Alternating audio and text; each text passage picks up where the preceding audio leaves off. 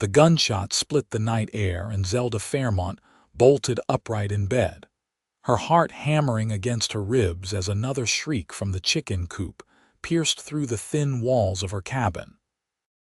She grabbed the old rifle her father had left her before he passed, her hands trembling as she rushed to the window and peered out into the darkness of the Wyoming Territory night. The moon hung low and fat over the rocky landscape surrounding her small homestead just outside Jamestown, casting silvery light across the weathered fence posts that barely held together anymore. She could see them now, three dark shapes slinking around the coop, their eyes glinting like coins in the moonlight. Coyotes. Again. This was the 7th night in a row they had come, and Zelda was exhausted. She had lost 4 chickens already, and with winter approaching in the fall of 1878, she could not afford to lose any more. Those chickens were her livelihood, providing eggs she could sell in town and occasional meat when she needed it most. Without them, she would have nothing. Her small vegetable garden had barely produced enough to get her through last winter, and this year looked even worse. She fired a shot through the open window, knowing it would not hit anything but hoping the noise would scare them off. The coyotes scattered into the brush, their forms disappearing like smoke. Zelda lowered the rifle and pressed her forehead against the cool glass, feeling tears of frustration prick at her eyes. She was 22 years old, alone on this homestead since her father died 6 months ago from pneumonia, and she was losing a battle she did not know how to win. The next morning, Zelda walked out to assess the damage. 2 more chickens gone, their feathers scattered across the dirt like snow. She knelt down and gathered the feathers in her hands, her throat tight. She had started with 15 chickens. Now she was down to 9. At this rate, she would have none left by the end of the month. "I need to go into town," she whispered to herself, standing and brushing the dirt from her worn calico dress. "I need to find someone who can help me build a better fence." Jamestown was a 3-mile walk from her homestead, and Zelda made the journey on foot, carrying a basket of eggs to sell at the general store. The town was small but growing, with rough-hewn buildings lining the main street and the constant sound of hammers and saws as new structures went up. Wyoming was still wild territory, and Jamestown reflected that wildness in its dusty streets and the rough men who walked them. She sold her eggs to Mr. Patterson at the general store, getting far less than they were worth, but having no choice but to accept his price. As she tucked the few coins into her pocket, she asked, "Do you know anyone who might be able to help me build a fence, a strong one? I have been losing chickens to coyotes every night." Mr. Patterson scratched his gray beard and considered. "Well, there is a man who lives up in the mountains. Name is Jackson James. He comes down every few weeks for supplies. Built like an ox, that one. Does odd jobs sometimes when he needs extra money, but I have not seen him in about a week." "Where in the mountains?" Zelda asked, her hope flickering like a candle in the wind. "He has got a cabin about 5 miles north of here, up near the Pine Ridge. But Miss Fairmont, I would not recommend a young lady like yourself going up there alone. Jackson is a good man as far as I know, but he is a mountain man through and through, keeps to himself. Might not take kindly to visitors." Zelda lifted her chin. "I do not have much choice, Mr. Patterson. I will lose everything if those coyotes keep coming." She left the store and stood on the wooden boardwalk, looking north toward the mountains. The peaks rose in the distance, covered in dark pine forests that seemed to stretch on forever. 5 miles. She could walk that if she left now and moved quickly. She would be back before dark if she did not waste time. The decision made, Zelda started walking. The road out of Jamestown turned into a rough trail that wound up into the foothills. The air grew cooler as she climbed, and the scent of pine filled her lungs. She saw elk tracks in the soft earth, and once heard something large moving through the brush. But she kept walking, her determination overriding her fear. After 2 hours of steady climbing, she saw smoke rising above the trees. She followed it and came upon a clearing where a sturdy log cabin stood, much better built than her own. A large woodpile was stacked against one wall, and animal pelts hung on stretching frames near a work area. The place spoke of competence and self-sufficiency. Before she could call out, a man emerged from the cabin, and Zelda felt her breath catch in her chest. He was tall, well over 6 feet, with broad shoulders that strained against his buckskin shirt. His arms were thick with muscle, visible even through the leather, and his chest was massive and solid. Dark hair fell past his shoulders, tied back with a leather cord, and his face was all hard angles and sharp lines, weathered by sun and wind. He had a thick beard, neatly trimmed, and eyes the color of a stormy sky. He looked to be perhaps 28 or 29, and he moved with the easy confidence of a man who feared nothing in these mountains. "You are on my property," he said, his voice deep and rough like rocks tumbling in a river. "State your business."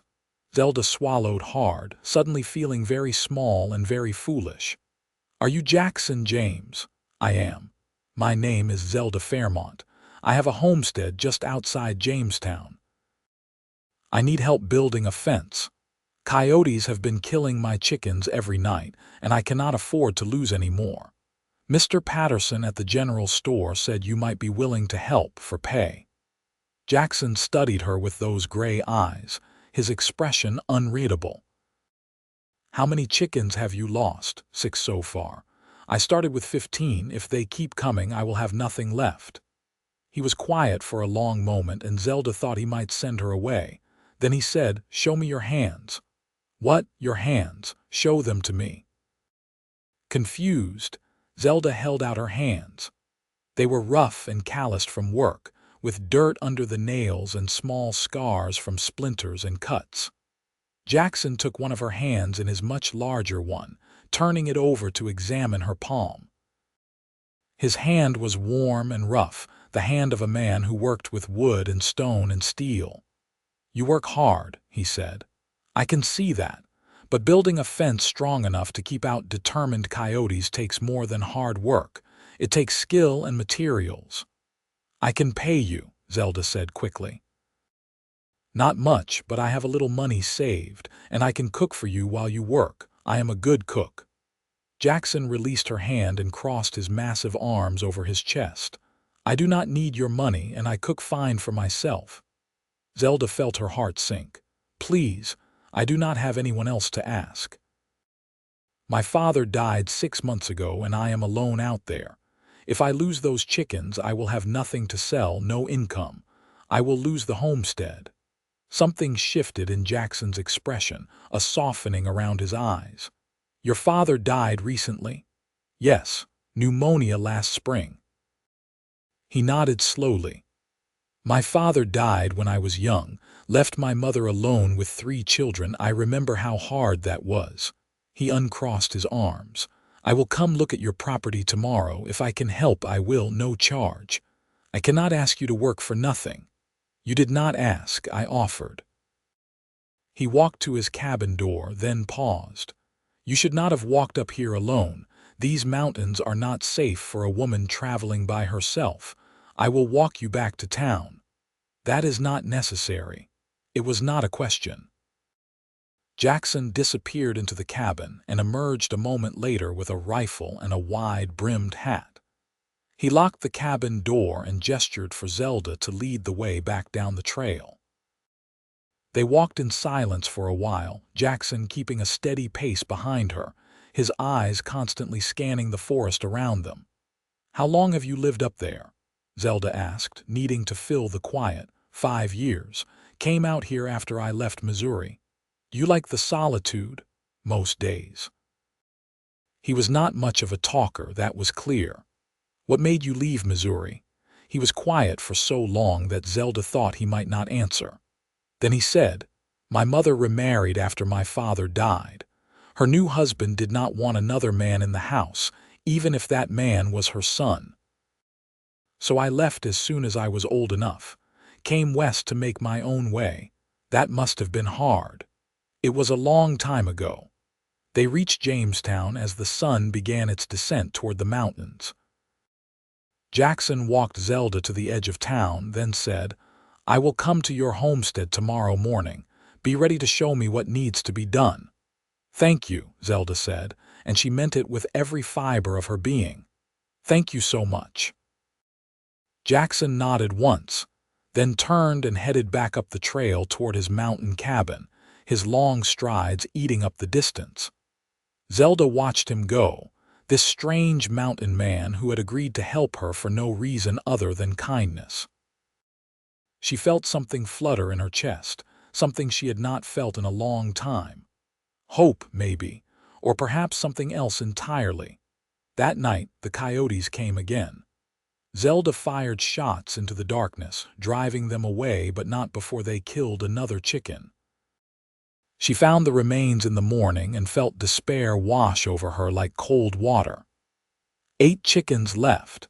She was burying the dead hen when she heard footsteps and looked up to see Jackson approaching from the direction of town. He carried a large pack on his back and had an axe strapped to his belt. In the morning light, he looked even more imposing, all muscle and strength and controlled power. "Show me the coop," he said without preamble. Zelda led him to the small chicken coop her father had built years ago. The fence around it was made of old wood and wire, barely 4 feet high and full of gaps. Jackson walked around it slowly, examining every post and rail, testing the strength of the wire with his hands. He crouched down and studied the ground, pointing to places where the coyotes had dug under the fence. "This will not work," he said, standing. "They can dig under it, jump over it, or just push through it. You need something much stronger. What do you suggest? I will build you a new fence. 6 feet high, with the posts sunk deep into the ground. I will use strong timber and tight wire mesh, and I will bury rocks and wire underground around the perimeter so they cannot dig under. It will take me about a week to gather materials and build it properly." Zelda felt tears spring to her eyes. "A week? I will not have any chickens left in a week." Jackson looked at her, and his expression softened again in that way she had seen yesterday. "Then I will guard them at night until the fence is finished." "What?" "I will sleep out here by the coop. Keep watch. I am a light sleeper and I know how to deal with coyotes. They will not get past me." "I cannot ask you to do that." "You did not ask, I offered." He repeated the same words from yesterday, and Zelda realized this was simply how Jackson James did things. He made decisions and followed through on them, no debate necessary. "At least come inside for breakfast," she said. "Please, it is the least I can do." Jackson hesitated, then nodded. "All right." Zelda led him into her small cabin, suddenly very aware of how humble it was compared to his well-built mountain home.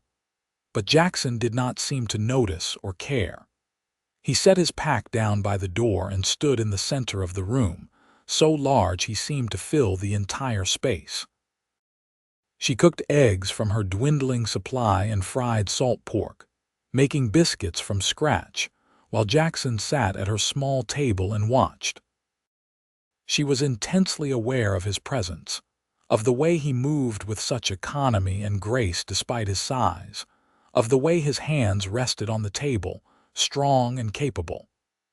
"This is good," he said when she served him, and he ate with the appetite of a man who burned a lot of energy. "You are not lying about being a good cook."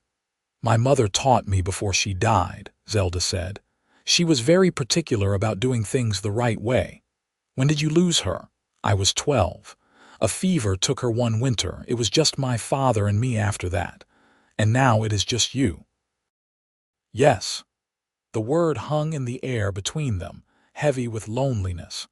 After breakfast, Jackson went into the woods surrounding her property and began selecting trees. Zelda watched from the cabin as he swung his axe with powerful, precise strokes, felling trees with an efficiency that spoke of years of experience.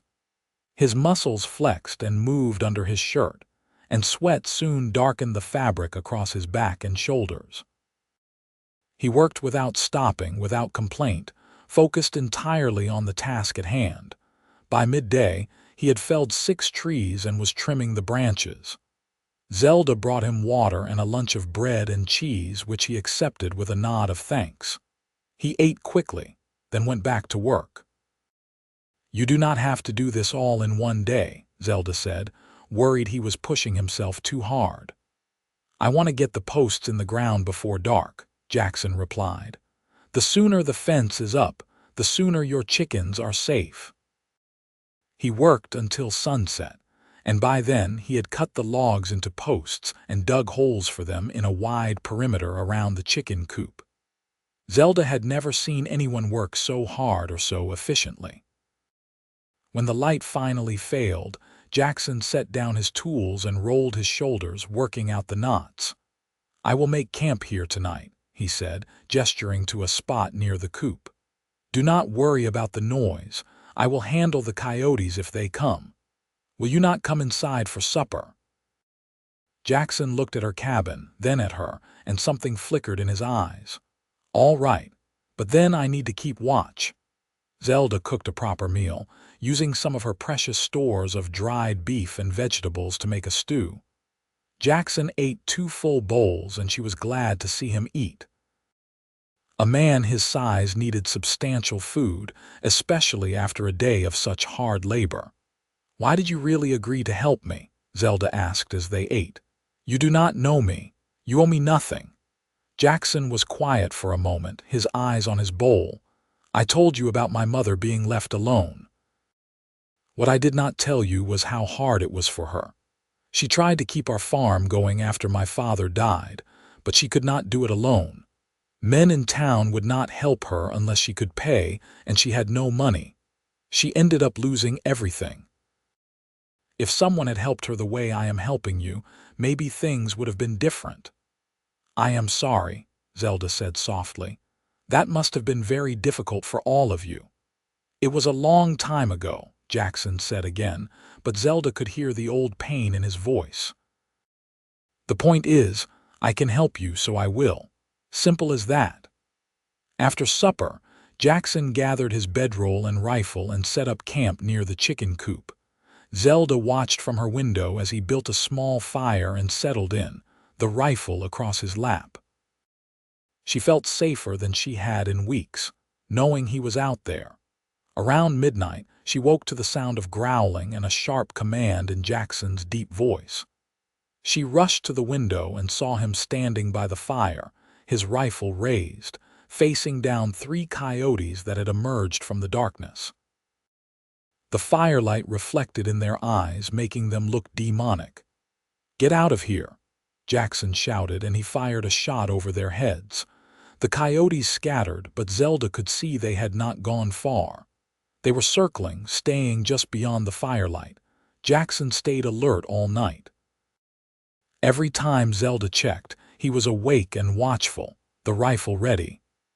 The coyotes kept trying to approach, drawn by the smell of the chickens, but each time Jackson drove them back with shouts or warning shots. He never killed any of them, Zelda noticed. He simply made it clear that the chickens were protected. By dawn, the coyotes had given up and disappeared into the landscape. Jackson stretched and rolled up his bedroll, looking tired but alert. When Zelda brought him coffee and breakfast, he accepted gratefully. "Thank you," she said, "for keeping watch all night." "It is what I said I would do," Jackson replied simply. He spent the next 6 days building the fence, working from dawn until dusk and guarding the chickens every night. Zelda helped where she could, holding posts steady while he pounded them into the ground, bringing him water and meals, gathering rocks to bury around the fence perimeter. They worked side by side in companionable silence most of the time, but sometimes they talked. She learned that Jackson had taught himself to read and write, that he loved the mountains because they were honest and straightforward, that he had once considered becoming a blacksmith, but preferred working with wood. He learned that she had wanted to be a school teacher, but her father needed her on the homestead, that she missed her parents every day but was determined to keep the land they had worked so hard to claim, that she was afraid of being alone but even more afraid of giving up. With each passing day, Zelda found herself more drawn to this quiet, strong man who asked for nothing and gave everything. She noticed the way his eyes crinkled when he smiled, which was rare but genuine. She noticed how gentle his hands could be despite their size and strength, how he handled things with care and precision. She noticed how safe she felt when he was near, as if nothing in the world could harm her as long as Jackson James was standing between her and danger. On the 7th day, the fence was complete. It stood 6 feet tall, made of sturdy timber with tight wire mesh that even a determined coyote could not penetrate. The posts were sunk deep and surrounded by buried rocks and wire mesh to prevent digging. It was the finest fence Zelda had ever seen, built with a craftsman's skill and a protector's determination. "It is perfect," she said, walking around it with wonder. "Jackson, this is absolutely perfect." "It should hold," he said, examining his work with a critical eye. "But I will stay one more night to make sure. If the coyotes cannot get through tonight, they will give up and find easier prey elsewhere." That night, Zelda cooked a special meal to celebrate, using the last of her good flour to make a pie with preserved apples. Jackson ate with appreciation, and for the first time she saw him truly relax. He leaned back in his chair, his long legs stretched out, and smiled at her. "You are a fine cook," he said. "Whoever marries you will be a lucky man." Zelda felt heat rise to her cheeks. "I am not thinking about marriage. I have a homestead to run." "You can do both," Jackson said. "A woman like you should not be alone out here. It is too hard, too dangerous. I can manage." "I am not saying you cannot. I am saying you should not have to." Their eyes met across the table, and Zelda felt something pass between them, some understanding or recognition that made her heart beat faster. She looked away first, suddenly nervous. That night, Jackson kept watch again by the chicken coop. The coyotes came, as he knew they would, testing this new barrier. They circled and probed, trying to find a weakness, but the fence held strong. They tried to dig under, but the buried rocks and wire stopped them. They could not jump high enough to clear the top. After an hour of trying, they gave up and slunk away into the darkness. Jackson watched them go with satisfaction. The chickens were safe now. Zelda would not lose her livelihood. His work here was done. But as he sat by the dying fire, watching the stars wheel overhead in the vast Wyoming sky, Jackson realized he did not want to leave. For the first time in 5 years, he had spent days in the company of another person, and not just any person. Zelda was strong and determined, kind and generous. She worked hard without complaint, faced her fears with courage, and treated him with respect and warmth. Being near her felt like coming home after a long journey through cold country. The realization shook him. Jackson had been alone for so long, had convinced himself that solitude was what he wanted, that he needed nothing and no one. But this week had shown him otherwise. He liked waking up knowing he would see Zelda's face. He liked hearing her voice, her laughter when he said something that amused her. He liked working beside her, protecting her, making sure she was safe and cared for. He liked her. More than liked her if he was honest with himself, but what could he offer her? He was a mountain man, living in a cabin miles from town, with no steady income and no prospects beyond trapping and odd jobs. She had a homestead, land, a place in the community. She deserved better than a rough man who smelled like pine smoke and animal pelts. The next morning, Jackson packed his tools and prepared to leave. Zelda came out as he was shouldering his pack, and she looked stricken. "You are leaving. The fence is done. The coyotes gave up last night. You are safe now. But I thought maybe you could stay for breakfast at least." Jackson hesitated, torn between wanting to stay and knowing he should go. "I need to get back to my cabin. I have been away for over a week. There are things I need to check on." "Of course," Zelda said, but her voice was small and hurt. "Thank you for everything, Jackson. I do not know how I can ever repay you." "You do not owe me anything," he said, and he meant it. But standing there, looking at her in the morning light with her dark hair escaping its bun and her blue eyes full of emotions he could not quite read, Jackson wanted to say more. He wanted to say that she had given him something precious this week, a glimpse of what his life could be if he was not so stubbornly determined to stay alone in his mountain cabin. He wanted to say that he would miss her, that he had not felt this alive in years. Instead, he just nodded and turned to walk away. "Jackson, wait." He stopped and looked back. Zelda was walking toward him, her hands twisting in her apron. "Will I see you again?" she asked. "You said you come to town for supplies sometimes. Maybe you could stop by when you do." "Maybe," Jackson said, and then he made himself walk away before he could change his mind and stay. The walk back to his cabin felt longer than usual, each step taking him farther from something he had not realized he wanted until it was behind him. When he reached his clearing and saw his cabin standing solid and familiar, he felt none of the usual satisfaction of coming home. The place just felt empty and quiet and very, very lonely. Jackson tried to settle back into his routine.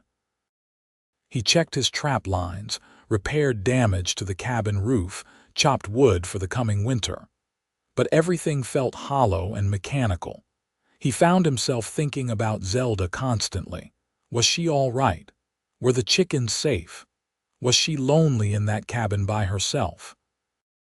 Did she think about him the way he thought about her? After 3 days of this, Jackson admitted defeat. He could not stop thinking about her, could not shake the feeling that he had made a terrible mistake by leaving. He had spent 5 years convincing himself that he was content alone, but 1 week with Zelda Fairmont had shattered that illusion completely. He wanted more. He wanted to wake up in the morning and see her face. He wanted to work beside her, protect her, make her laugh. He wanted to build a life with her, the kind of life he had never thought he deserved or needed. The question was, did she want the same thing? Jackson paced his cabin, arguing with himself. He was not good at expressing feelings, had never been the kind of man who had flowery words or romantic gestures. He was rough and simple and direct. But maybe that was enough. Maybe if he just told Zelda the truth, honestly and plainly, she would understand what he was trying to say. It was worth the risk. The next morning, Jackson walked back down to Jamestown and then out to Zelda's homestead. His heart was pounding harder than it ever did when facing wild animals or dangerous situations. This felt more frightening than anything he had encountered in the mountains because the stakes were so much higher. He was not just risking his body, he was risking his heart. When he reached the homestead, he saw Zelda working in her garden, pulling weeds from between the struggling vegetable plants. She looked up at the sound of his footsteps, and her face lit up with such genuine joy that Jackson felt something loosen in his chest.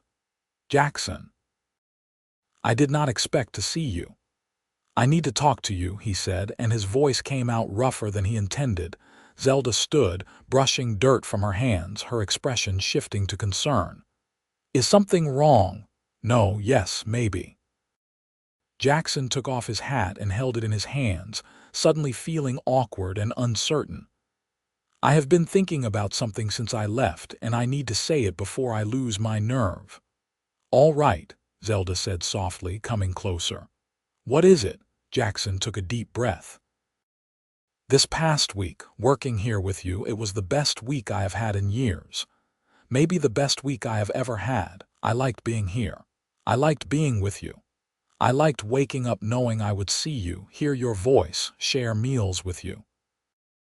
When I left, I told myself I was doing the right thing, going back to my cabin and my life in the mountains. But it turns out that life feels pretty empty now that I know what I am missing. Zelda's eyes were wide, her lips slightly parted. She did not interrupt, just listened. I am not good with words, Jackson continued. And I am just a mountain man with a cabin and some trap lines. I do not have much to offer. But I am strong and I work hard, and I promise I would take care of you and protect you and do my best to make you happy. If you would have me, I would like to court you properly. I know that is old-fashioned, but I want to do this right. The silence that followed felt like an eternity. Jackson's heart hammered in his chest as he waited for Zelda to say something, anything. Had he misread the situation? Had he made a fool of himself? Maybe she did not feel the same way. Maybe she just saw him as someone who had helped her out of a difficult situation, nothing more. Then Zelda smiled, and it was like the sun breaking through storm clouds. Jackson James, I thought you would never say anything, she said, and there were tears in her eyes, but they were happy tears. I have been hoping every day that you would come back. This week was the best I have had too. I felt less alone, less afraid, more like myself than I have since my father died. You made me laugh, you made me feel safe. You made me feel like maybe the future was not so frightening after all. So that means. Yes, Zelda said, laughing through her tears. Yes, I would very much like for you to court me. Jackson felt a grin spread across his face, wide and genuine and probably ridiculous looking, but he did not care. He stepped forward and with uncharacteristic boldness took Zelda's hands in his. I am going to do this right, he said. I am going to visit you regularly, bring you gifts, take you into town for socials if you want. I am going to show you that I am serious about this, about you. You already showed me that when you spent a week building a fence and guarding my chickens, Zelda said softly. You already showed me what kind of man you are, Jackson. Dependable, kind, strong. Everything I could ever want. They stood there in her garden, hands clasped, smiling at each other like fools, and Jackson felt a happiness he had not known was possible. After so many years alone, he had found someone who made the solitude feel like a mistake, who made him want more from life than just survival and solitude. Over the following weeks, Jackson courted Zelda with the same determination and thoroughness he brought to everything else. He visited her homestead 3 times a week, always bringing something useful like fresh game he had hunted or fish from the mountain streams, sometimes bringing small gifts like pretty stones he had found or wildflowers he picked on his way down the mountain. They worked together on her homestead, improving it bit by bit. Jackson built her a new roof that would not leak when the snows came. He repaired her well and made it deeper so she would have more water.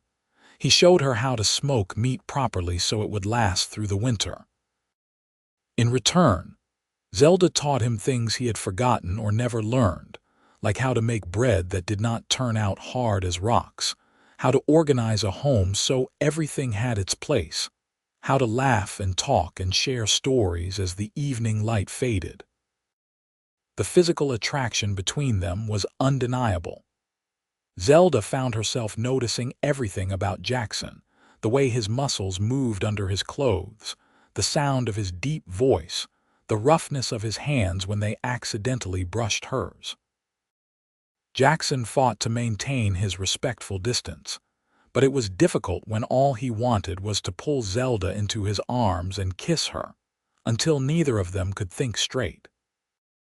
One evening in late October, they were sitting outside her cabin watching the sunset paint the sky in shades of orange and purple. Jackson had built a bench for them, a sturdy thing that could easily hold his weight, and they sat close together, their shoulders touching. "Winter is coming," Zelda said softly. "The mountains will be difficult to travel in snow." "I know," Jackson said. "I have been thinking about that. What will we do? I do not want to go months without seeing you." Jackson turned to look at her, his expression serious. "I have been thinking about that too. I have a few ideas, but they are not decisions I can make alone." "What kind of ideas?" "Well," Jackson said slowly, "I could move my base of operations down here for the winter. Build a small cabin on the edge of your property, close enough that I could help you but far enough to be proper. That way I would be nearby if you needed anything, and we could still see each other regularly." "That seems like a lot of work just for a few months," Zelda said. "The other option is something bigger," Jackson said. "Something more permanent." Zelda's heart began to race. "What do you mean?" Jackson shifted to face her fully, taking both her hands in his. "Zelda, we have been courting for 6 weeks now. I know that is not very long by most standards, but I know my own mind. I am 30 years old and I have never felt about anyone the way I feel about you. I love you. I want to spend my life with you, protect you, build a home with you, have children with you if that is what you want. I know I am just a rough mountain man and you deserve someone more refined, more educated. But I promise you this, I will work hard every day to make you happy. I will never raise my voice to you in anger, never raise my hand to you, never give you cause to doubt my commitment. I will love you with everything I have until the day I die." He paused, his gray eyes intense and full of emotion. "Zelda Fairmont, will you marry me?" Zelda felt tears spill down her cheeks, but she was smiling so hard her face hurt. "Yes," she whispered. "Yes, Jackson, I will marry you. I love you too. You are the strongest, kindest, most honorable man I have ever known. You make me feel safe and valued and loved. I want nothing more than to be your wife." Jackson let out a breath he seemed to have been holding and pulled Zelda into his arms. She went willingly, wrapping her arms around his broad shoulders and burying her face against his chest. He was so solid, so warm, so real. This was not a dream. This was her life, and it was suddenly more wonderful than she had ever imagined it could be. Then Jackson cupped her face in his big, gentle hands and kissed her. It was her first kiss, and it was everything she had hoped for and more. His lips were warm and firm, moving against hers with a tenderness that made her heart ache. She kissed him back, pouring all her love and hope and joy into the kiss, and felt him respond with an intensity that made her knees weak. When they finally pulled apart, both breathing hard, Jackson rested his forehead against hers. "I will be a good husband to you," he promised. "I swear it." "I know you will," Zelda said. "And I will be a good wife to you." They were married 3 weeks later in the small church in Jamestown.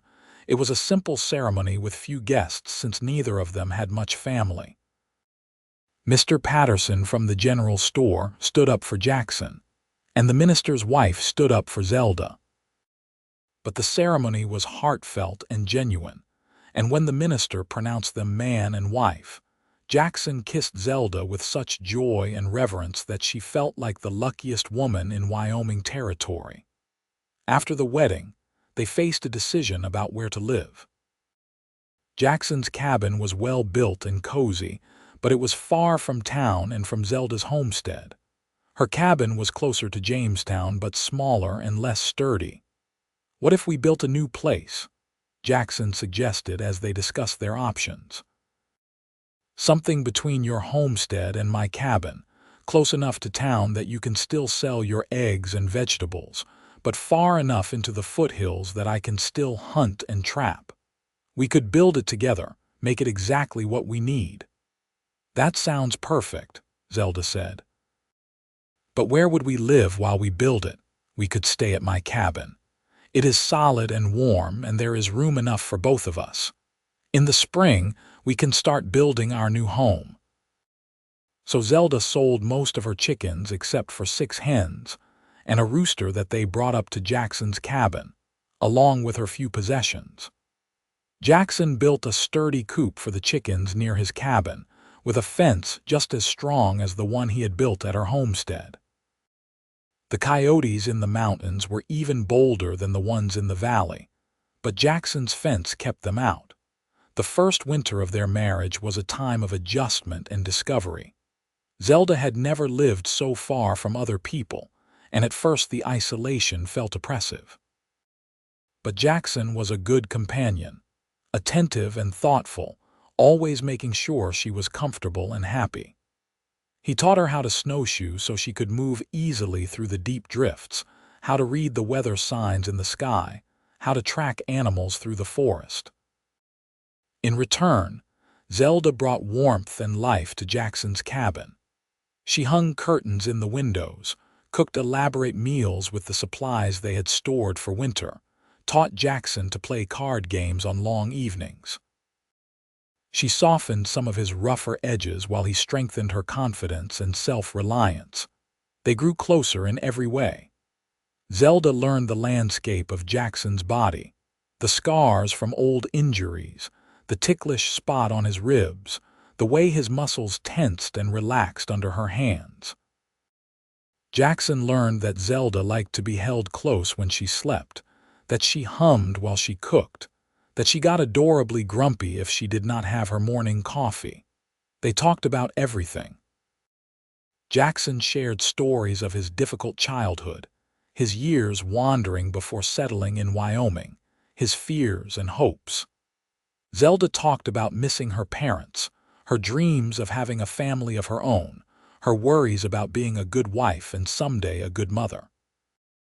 They learned to read each other's moods, to give comfort when it was needed, to give space when that was needed instead.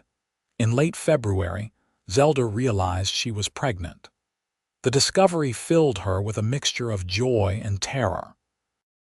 She wanted children desperately, but the thought of giving birth in a mountain cabin miles from town was frightening. When she told Jackson, his reaction was everything she needed.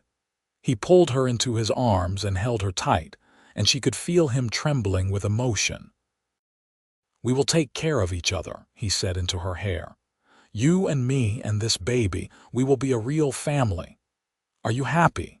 Zelda asked, needing to hear him say it. "Happy does not even begin to cover it," Jackson said.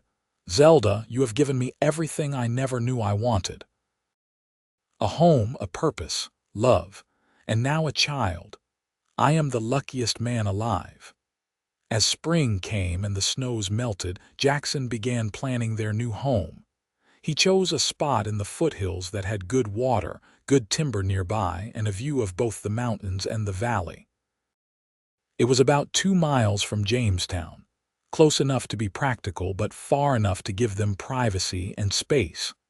Jackson worked on the house throughout the spring and summer, with Zelda helping as much as her growing pregnancy allowed. He built it with the same care and skill he had brought to the chicken coop fence, making sure every log was straight, every joint tight, every wall strong. The house was bigger than his mountain cabin, with 2 rooms downstairs, and a loft above that could be divided into bedrooms for children.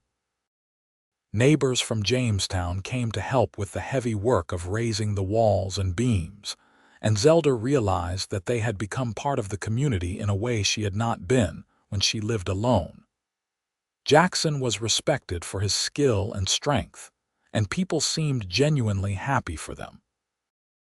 The house was finished in early September, just in time.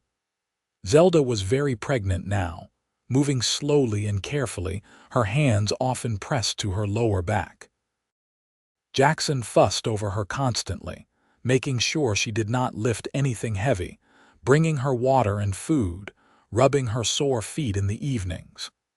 "You are going to spoil me," Zelda said one evening as Jackson massaged her swollen ankles.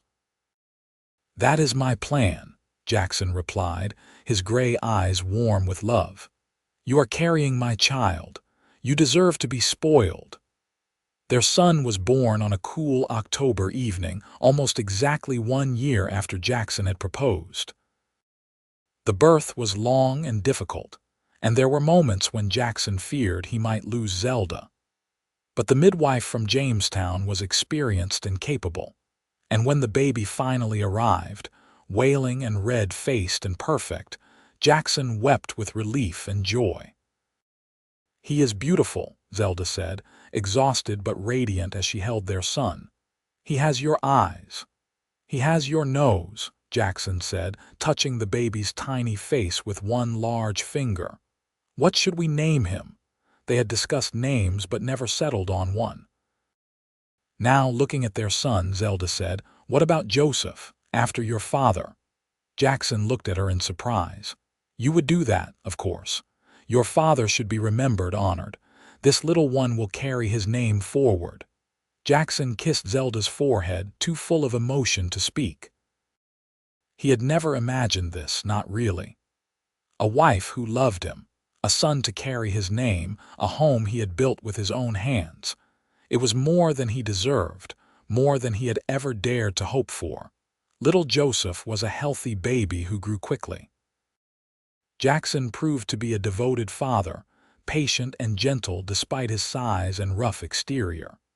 He carved toys for Joseph, sang to him in his deep voice, walked him around the property when he was fussy. Zelda watched them together and felt her heart swell with love for both of them. Life settled into a comfortable rhythm. Jackson continued to hunt and trap, providing meat and furs they could sell in Jamestown. Zelda kept a large vegetable garden and raised chickens, selling eggs and vegetables in town. They were not rich, but they had enough and they had each other. That was worth more than all the gold in California. When Joseph was 2 years old, Zelda became pregnant again. This time she was less frightened, more confident in her body's ability to bring a child into the world. Their second son, James, was born in the spring, an easier birth than the first. He was quieter than Joseph, more thoughtful, with Zelda's dark hair and Jackson's serious expression. The years passed in a blur of children and work and laughter. Zelda became pregnant a third time when James was 18 months old, and this time they had a daughter they named Jane. She was tiny and fierce, with a will of iron and a tendency to get into everything. Jackson expanded their house, adding more rooms as their family grew. He built sturdy furniture, crafted toys, made sure his children had everything they needed. He taught them to respect the land, to work hard, to be honest and kind. He was stern when necessary but never cruel, and his children adored him. Zelda watched her husband with their children and fell more in love with him every day. He was such a good father, so patient and protective. He carried the children on his broad shoulders, let them climb on him like he was a mountain, told them stories of his adventures before he met their mother. Sometimes, on quiet evenings after the children were asleep, Jackson and Zelda would sit on the porch of their home and watch the sun set over the mountains. Jackson would hold Zelda close, his arm around her shoulders, and they would talk quietly about their day, their plans for tomorrow, their dreams for the future. "You ever regret it?" Zelda asked one evening. "Giving up your solitary life in the mountains for all this chaos?" Jackson laughed, a deep rumbling sound that Zelda loved. "Not for a single second. That was not living, it was just existing. This, though, this is life. Real life. The kind worth living." "I love you," Zelda said, snuggling closer to his warmth. "I love the life we have built together." "I love you too," Jackson said. "You saved me, you know. I did not even realize I needed saving until you came walking up to my cabin that day, asking for help with a fence." "You saved me too," Zelda said. "I would have lost everything if you had not helped me. The chickens, the homestead, everything. Instead, I gained everything I ever wanted." They sat in comfortable silence, watching the stars come out one by one in the darkening sky. From inside the house, they could hear the soft sounds of their children sleeping, safe and warm. The chickens were secure in their coop behind the best fence in Wyoming territory. The mountains stood eternal and protective in the distance. It had all started with coyotes stalking her chickens and a mountain man who built a fence and guarded it himself. Now, years later, they had built something much more important together: a family, a home, a life full of love and purpose and joy. Jackson had once thought he wanted to be alone, that solitude was safety. But Zelda had shown him that the opposite was true. Connection was safety. Love was safety. Family was safety. And he would spend the rest of his life grateful that she had been brave enough to climb that mountain trail and ask for his help, and that he had been wise enough to say yes. As the years continued to pass, Jackson and Zelda's family continued to grow and thrive. Joseph grew into a strong boy who idolized his father and followed him everywhere, learning to track and hunt and work with wood. James was quieter but just as capable, preferring books and numbers to physical labor, though he never shirked his chores. Jane was a force of nature, fearless and determined, insisting she could do anything her brothers could do and often proving it. When Jane was 3, Zelda had another daughter, Anna, who was gentle and sweet with her mother's kind heart. 2 years later came their youngest, a son named Jacob, who was full of mischief and laughter from the moment he could crawl. Jackson built an addition onto their house to accommodate their growing family, creating separate bedrooms for the boys and girls. He also built a larger barn for their animals, which now included not just chickens, but also a cow for milk, several pigs and horses for transportation and farm work. The homestead prospered under their combined efforts. Jackson's hunting and trapping brought in steady income, and Zelda's garden and chickens provided food and goods to sell. They were respected members of the Jamestown community, known for their hard work, integrity, and the obvious love they had for each other and their children. Sometimes Jackson would tell their children the story of how he and their mother met, about the coyotes that threatened the chickens and the fence he built to protect them. The children loved this story, requesting it again and again. "Tell us about when you first saw Mama," Joseph would say. "She came walking up the mountain trail," Jackson would begin, his eyes finding Zelda's across the room. "Brave as could be, asking a stranger for help. I took one look at her and knew my life was about to change, even if I did not want to admit it yet." "And Mama, tell us what you thought when you first saw Papa," Jane would demand. Zelda would smile, remembering that day so long ago. "I thought he was the biggest, strongest man I had ever seen, and I was right. But I also learned he had the biggest, strongest heart. That was even more important." The children would sigh happily, loving the romance of their parents' story, not yet old enough to understand how rare and precious true love really was. One winter evening when Jackson was 45 and Zelda was 37, they found themselves alone in the house for the first time in months. The older children had gone to stay with friends in town, and the younger ones were asleep upstairs. Snow fell softly outside, covering the world in white silence. Jackson sat in his chair by the fire, and Zelda came to sit on his lap, something she had not done in a while with the children always around. He wrapped his strong arms around her and held her close, breathing in the familiar scent of her hair. "You remember the first time I kissed you?"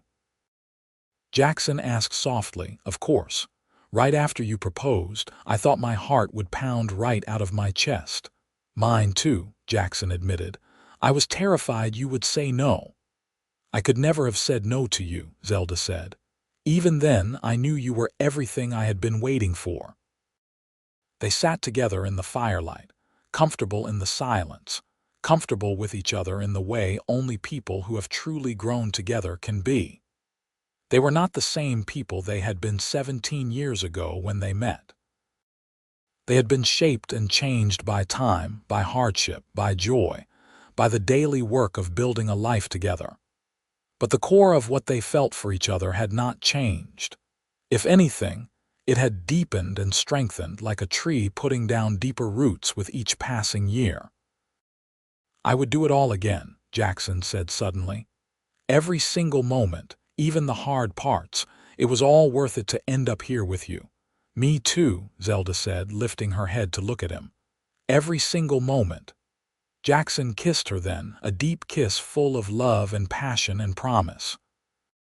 Even after 17 years and 5 children, the desire between them had not faded. If anything, it had grown richer, more complex, layered with years of shared experience and deep knowing. That night, lying in bed with Zelda curled against his side, Jackson thought about the path his life had taken.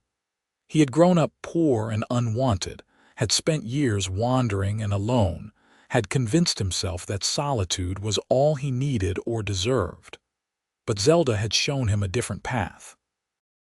She had shown him that love was possible, that family was possible, that happiness was possible if he was brave enough to reach for it. He tightened his arm around her sleeping form and said a silent prayer of gratitude to whatever force in the universe had sent Zelda Fairmont walking up his mountain trail that day, asking for help with a fence. It was such a small thing, really. A few coyotes, a few chickens, a simple fence. But it had changed everything. The children grew up strong and capable, each finding their own path in life. Joseph eventually took over much of the hunting and trapping, working alongside his father. James surprised everyone by becoming a teacher in Jamestown, using his love of learning to educate the next generation. Jane married a rancher from a neighboring property, a good man who respected her fierce independence. Anna became skilled in herbs and healing, helping people throughout the community. Jacob, the youngest, took after his father in temperament and skill, building houses and barns throughout the territory. Through it all, Jackson and Zelda remained the center of their family, the foundation on which everything else was built. They aged together gracefully, their hair turning gray, their bodies moving a bit slower, but their love never diminishing. They were still each other's favorite person, still finding joy in simple things like morning coffee together or evening walks around their property. On their 30th wedding anniversary, their children and grandchildren gathered for a celebration. The house was full of noise and laughter, children running everywhere, multiple conversations happening at once. Jackson stood in the doorway watching it all, a smile on his weathered face. Zelda came to stand beside him, slipping her hand into his. "What are you thinking about?" "About how empty this house used to feel," Jackson said, "and how full it is now, how full my heart is." "Mine too," Zelda said, leaning against his solid shoulder. "We built something good here, did we not?" "We built something great," Jackson corrected. "A family, a legacy. A love story for the ages. All because of some coyotes and a fence," Zelda said with a laugh. "All because you were brave enough to ask for help and I was smart enough to give it," Jackson said. "Best decision I ever made." That night, after everyone had gone home or gone to bed, Jackson and Zelda sat on their porch as they had done so many times before. The stars were brilliant in the clear Wyoming sky, and the mountains stood dark and protective in the distance. Somewhere out in the darkness, coyotes were probably stalking someone's chickens, continuing the eternal dance between predator and prey. But here, in this place Jackson and Zelda had built together, everything was safe and secure. "You ever think about how different things might have been?" Zelda asked. "If the coyotes had not come, if I had not needed help, if you had said no when I asked, I try not to, Jackson said. It is too frightening to imagine. My life would have been so empty without you. Mine too, Zelda said. She looked at her husband, this man who had been her savior and her partner and the love of her life. His hair was mostly gray now, his face lined with years of weather and work. But to her, he was still the strong, capable mountain man who had built her a fence and guarded it himself. He was still the man who had taught her what love really meant. Jackson met her gaze and smiled, and in that smile Zelda saw everything they had been to each other over the decades. Friend, lover, partner, parent. Two people who had found each other against all odds and built something beautiful together. I love you, Zelda said simply. I will always love you. And I love you, Jackson replied, until my last breath and beyond. They sat together under the stars, hands clasped, hearts full, surrounded by the life they had built. The fence Jackson had built all those years ago to protect Zelda's chickens still stood, weathered but strong, a testament to his skill and determination. But the more important thing he had built was this: a family, a home, a love that had weathered every storm and emerged stronger each time. In the years that followed, Jackson and Zelda continued to be the heart of their family.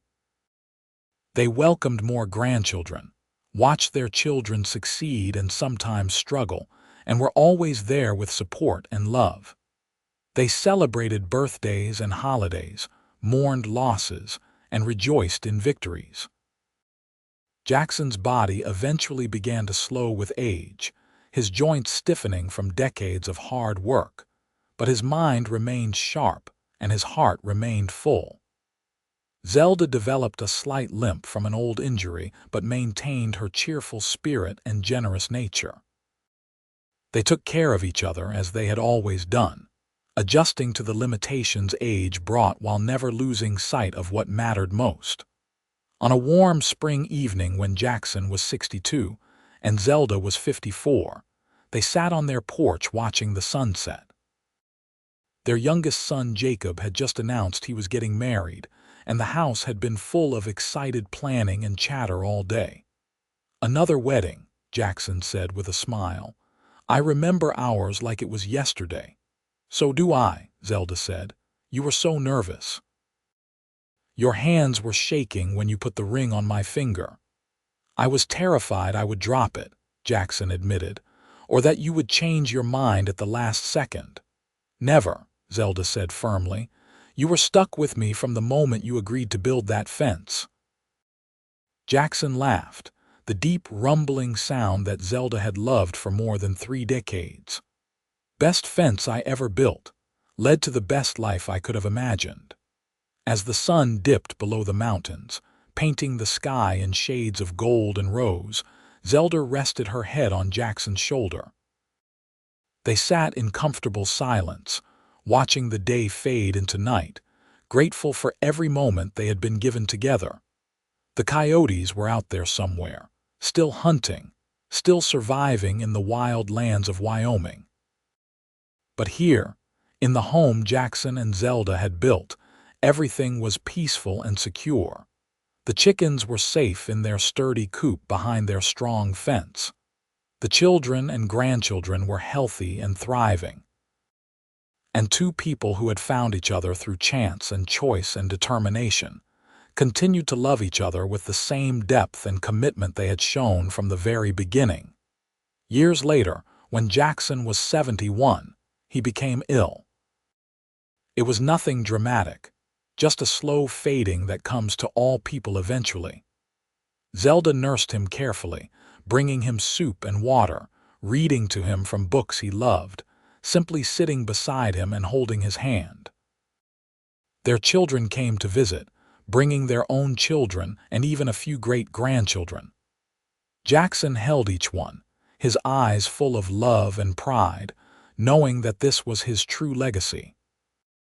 Not the houses he had built or the animals he had hunted, but these people, this family that carried his blood and his values forward into the future.